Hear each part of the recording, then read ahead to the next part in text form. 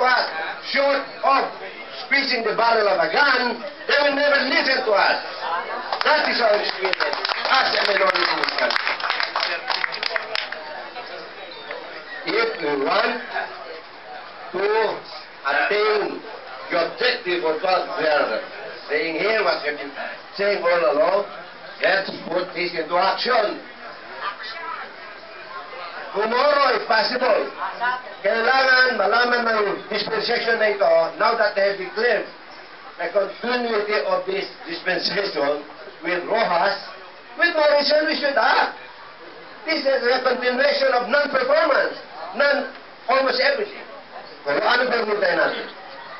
We don't have to say who is our candidate or who will be our candidate. But first and foremost is to clean the electoral process. How do we do this? How do we clean the electoral process? We cannot clean the electoral process through this series of fora, which our good friend, our brother has been doing earnestly. Nothing will happen here. It has to be pursued on a revolutionary path. All of us must go to this state. All of us committed to clean, honest, orderly election for the sake of this country and the next generation of Filipinos, whether Muslims or Christians. We have to go to the street and tell this administration and this national society, tama na, hindi pwede sa amin People's Machine. You have to go manual, at least for voting, division, but transmission, pwede na of course. But not voting and division. Saan ka makikita ng election, pag-voto ka, wala kang fingerprints. You cannot trust your vote. This is a sacred duty of every Filipino, not just lawyers. Every Filipino to see to it that our birthright to vote for the leaders we want is signed in the Constitution, must be done, must be adopted, must be decided on and acted upon. Forgive me for being passionate, but I'm tired of time is running out. Tineklara si Marrojas, ano ba ginagawa natin dito? You want the continuity of this administration for the next 6 years? Is that what you want? And then magkumpulan tayo rito. Magkumpulan tayo rito. Let's not do anything. Let's just sit, talk, discuss, deliver speeches, and that's what we will do. But if you are with me to change the course of history of this country under our present contemporary history, then join me, join us, all of us. Let us take the lead. Let us take the lead to get back our freedom, which this government, this administration has been trying to get away from us. What is more sacred than your freedom to choose the leaders that will lead you for the next 6 years or so? Ano mang precious doon? Is there more precious in the Constitution? That's why it's enshrined in our Saligan Batas that every Filipino will have the right to choose the leaders. Eh bakit isurrender natin karapatan natin to People's Machine? To these people who are manipulating it. We know that. All of us know that. Anong gagawin natin dito? Let us go to the streets. Let us go to the streets. Let us go to the streets. If you agree with me, then I can go to the other issues. Are you agree with me? We are going to the streets. Yes. If none of you is willing to lead, I will lead it. But I'm sure all of us are willing to lead it. Are you with me? Yes. Are you with me? Yes. Are you with me? Yes. So I'll go to the next.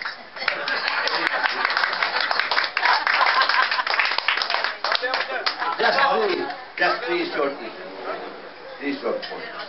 Why we have to take the lead? Why we cannot trust this administration anymore? Naghintay lang ako, Rod, naghintay lang ako ng time na matanungin sila kung sino candidate nila. Now, it has been done. But it has been done. They have already anointed. Okay?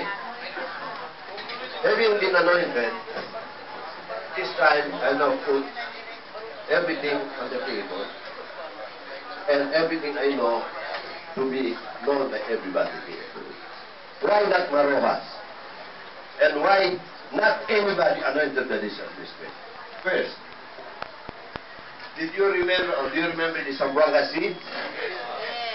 Many of you just read it in papers, watched it on TV, and maybe heard it on the radio. I was there for 9 solid days. As soon as pumutok yun, pumunta ako.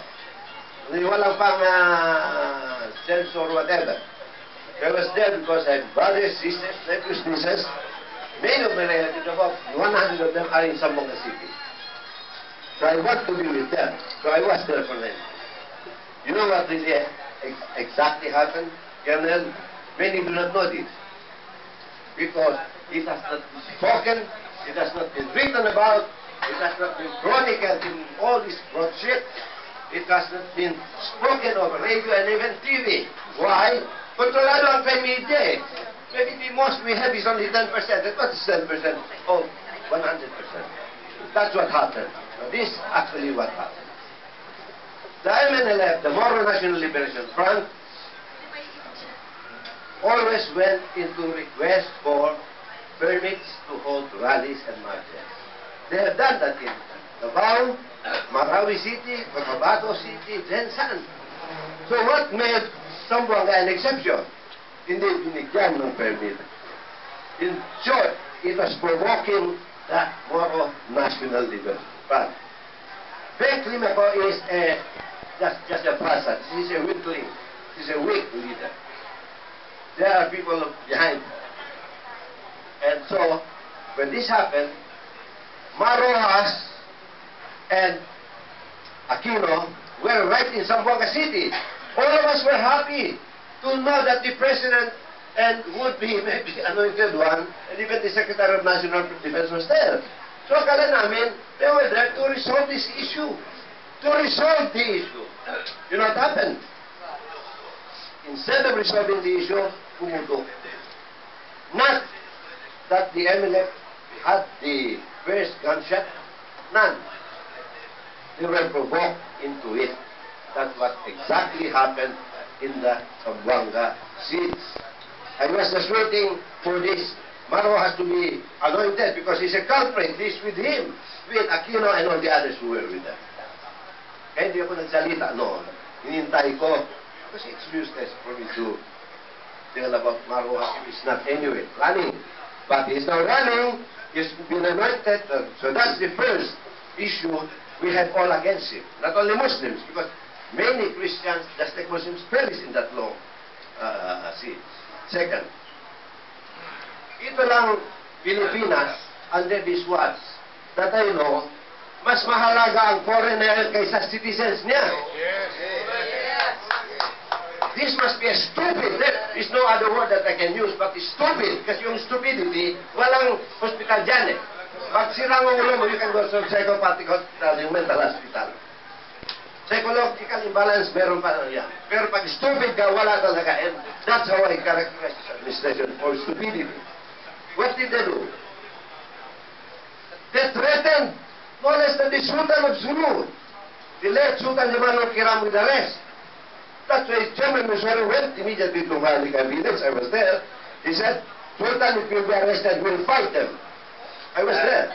You see how it could have woke another, which we don't talk to him. Okay. Now, after that, what happened? Our brothers went to Sabah, because that's an extended domain of the Sultanate of Sulu. Many of you may not know this. I will have to educate you a little bit on it. There are 5 stars in the flag of the Sultanate of Sulu and North Borneo. Sulu, which included Tawi-Tawi, because there was no Tawi-Tawi part of the time, Basilan, Zamboanga, Palawan, and North Borneo, not Sabah. Sabah yan lang sinasabi, North Borneo. That's on the flag. And respected not only by the neighboring countries, but even by foreign powers, including the Americans, respected it. That's why they signed even treaties with the Sultan. So, our brothers, pagod na, retiring na, gusto na naman makatigil ng kung ano man nandoon sa kabila. They were barred. Okay? And they didn't provoke. They were the ones who were assaulted by the Malaysian government. Going back to their extended domain. Hindi ka papuntahin. They only brought a few pieces of guns, just, all of us, we cross seas, magdala kami ng konti. Because if they could have brought hundreds of guns from Sulu, Tawi-Tawi, but they did not. Because their intention was to settle. Kasi matanda na yung mga iba. Gusto nila na manirahan na doon. But this did not happen. And what did our government do? Even accused the late Raja Muda, younger brother of the Sultan of Sulu, with many things. Instead of telling Malaysia, stop persecuting your people, many evacuees, many of our people in Sabah have to come home, being tortured, not humanly treated by Malaysia. Anong ginawa natin dito? Mga Pilipino, lawyers and all that, we did nothing about it. Up to now, they are sending our people ghostly, and yet they don't own that land. That is the second. And if I may just put a footnote to that, what you do not own, you cannot give. There is no principle in the entire world that you can give what you do not own. This piece of land was given by the Sultan of Brunei to the Sultanate of Sulu in recognition as a token of gratitude for the assistance of the Sultan of Sulu by sending his warriors to stop a rebellion in Brunei. That's historically, legally founded. And over the years, they have grown and administered that piece of land. So how can it be the property of a British company that just leased it? Lease is a lease. It's never a sale in any legal terminology. And without asking the permission of the Sultan of Sulu, this Alfred Dent company transferred it to the United Kingdom. What right does he have to transfer to the United Kingdom? Hindi naman property niya yun. And worse is this.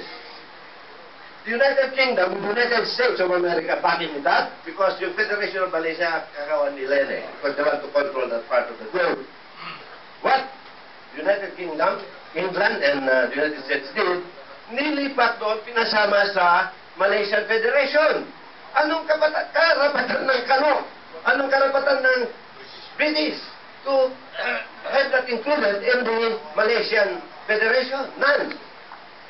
And so, sad to say that this is a Muslim country, populated by Muslims, but in the Quran, which is our Bible, and I think it is all the Bible, you cannot go against your Muslim brother. Worse, you cannot get the property of another Muslim brother without his consent. And so what Malaysia has been doing from day one is un-Islamic, and yet they profess they are a Muslim country. Wrong. And finally, yung pangalawa, the peace process, which is in the hearts and minds of all of us. Instead of getting this peace process done with under his watch, he divided the Muslims into two, mainly. The MLF, Moro Islamic Liberation Front, and the Moro National Liberation Front, which has signed 3 successive peace agreements from Tripoli under President Marcos, Jeddah Accord under Cory Aquino, and the Jakarta-Manila Accord under Ramos. Initsapuera yung MNLF. Ano ibig sabihin nun? You are provoking another war. And this time you want the Muslims, we, to be fighting our Muslim brothers in the MNLF. That is the intention of this government. And we will never do that. And I will be in the forefront to stop that. That is the intention of this government, more than just what you see. Pinagpalaban nila ang Tausug, which is the warrior clan of these Filipino Muslims, and the Maguindanaoan, who are blood brothers. They are our brothers. But you see, this government is trying to implement what the Spanish conquistadores have done to the American did. Divide et impere. Divide and rule. Eh, tayo naman, sunod-sunod lang tayo. Bakit sunod-sunod na hindi tama? This is not true, this is not real. And so, I would like to cut it. I hope I've not taken much of your time, but it's important for me.